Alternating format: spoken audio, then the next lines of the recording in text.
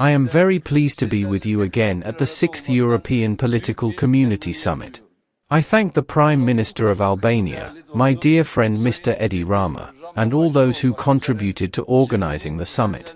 We have come together to discuss a new vision that will redefine our continent. Acting with unity, cooperation, and a spirit of joint action is more important than ever. There is a need to establish a fair and inclusive global governance architecture to overcome the crisis of trust in the international arena.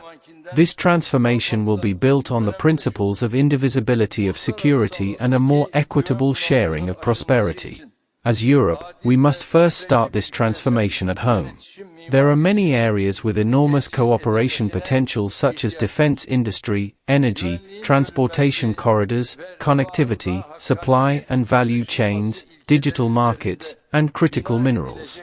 At this critical time when we are consulting on the future of European security, efforts by the European Union to develop its own defense industry are beneficial. We believe these efforts should include non-EU allies without undermining NATO's central role. We believe initiatives like REARM and SEF, conducted with this understanding, will benefit European security. Many wars and conflicts in Europe in the past have shown us that we become weaker when divided and stronger when united. Dear friends, as we think about our common future, we must also discuss steps to secure our economic security. Turkey, with an economic size of $1.3 trillion, a young and dynamic population exceeding 85 million, a competitive industry, and direct access to large consumer markets, is critically important. We believe updating our customs union with the European Union will contribute to the security of supply chains. We also believe this step will open the way for joint production and investment opportunities in critical sectors such as automotive, pharmaceuticals, and defense industry. Visa practices like Schengen, which restrict the mobility of our people and thus goods, services, and capital, must also be reviewed. With our recent investments and agreements in the natural gas sector, we are steadily approaching our goal of making our country an important energy center for the region. As the country with the most advanced energy infrastructure in the region, Turkey is an important actor in Europe's energy transition process. Our steps in renewable energy offer opportunities not only for our country but for the entire region. Located at the center of multilateral transportation routes, Turkey significantly contributes to maintaining uninterrupted supply chains in Europe. Dear friends, we are at a critical period to silence the weapons and create a peace ground in Ukraine. As in the past, we contribute to every effort aimed at a solution, primarily a comprehensive ceasefire. Due to the sensitivity of the process, encouraging the parties without imposing any conditions is very important for reaching a just and lasting peace. I have had separate meetings with Mr. Trump, Mr. Putin, and Mr. Zelensky. Mr. Macron and Ms. Meloni have called me. Mr. Zelensky was in Ankara yesterday. After our meeting, he decided to start technical talks.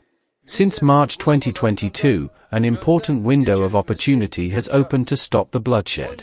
Currently, negotiations between our foreign minister and the politicians of Russia and Ukraine continue in Turkey. I believe this should not be wasted. At this stage, we rely on the support of all our partners here to keep the dialogue channels open between Ukraine and Russia for the speed and establishment of peace. As I always say, a just peace will have no losers. Turkey will continue to do its part in this process. Dear heads of state and government, there has been an unprecedented humanitarian disaster in Gaza for 20 months. Every day, dozens of innocent people, mostly children and women, are killed. We must say enough to this. Netanyahu's uncompromising, aggressive, and arrogant attitude endangers not only Gaza but also our entire region and the people of different faiths living here. We expect Europe to show the necessary enthusiasm and interest for establishing a ceasefire in Gaza. The international community's inaction in the face of condemning more than 2 million people to hunger in Gaza is incompatible with conscience and human dignity. Along with a lasting ceasefire, we must mobilize all our resources to ensure humanitarian aid shipments and make Gaza livable again. Our main goal should be to realize the two-state solution, which will be the only sustainable solution. With the end of the nearly 14-year conflict in Syria, a new and hopeful chapter has opened. The announcement by President Trump to lift sanctions on Syria is a very valuable step towards Syria's early prosperity. With this decision, Mr. Trump has once again shown his commitment to regional stability and development. We hope this decision will set an example for other countries. We expect the European Union to also lift sanctions on the former regime promptly and provide financial support for reconstruction activities. Of course, this support will also accelerate the voluntary, honorable, and safe return of Syrians living abroad. Dear heads of state and government, increasing uncertainties force us to unite around common solutions. I sincerely believe that when we ensure solidarity, use our resources well, and establish sincere cooperation, there will be no threat or test that we cannot overcome as a continent. With these thoughts, I wish our meeting to bring blessings for a safe, prosperous, and stable Europe. I offer my respects to you all.